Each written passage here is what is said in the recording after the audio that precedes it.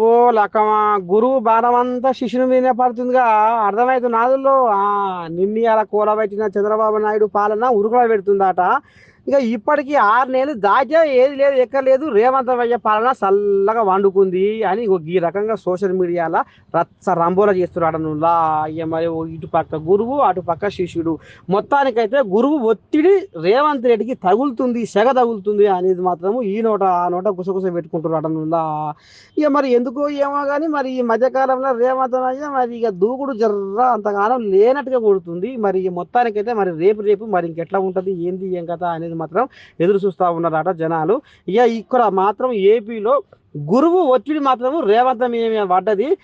మరి వీళ్ళకు ఏదో ఒకనాడు తొక్కే కాలం వచ్చింది అని కూడా అనుకొస్తారు. చూడాలి మరి వీళ్ళకి కూడా మరి రేపు ఏమైనా పంచాలి, ఏమైనా దాపడం అవుతుందా, లేకపోతే ముందుకు ఇద్దరు కలగలుపుకొని పోతారా అనేది మాత్రం చూద్దాము ముంగల పోయి.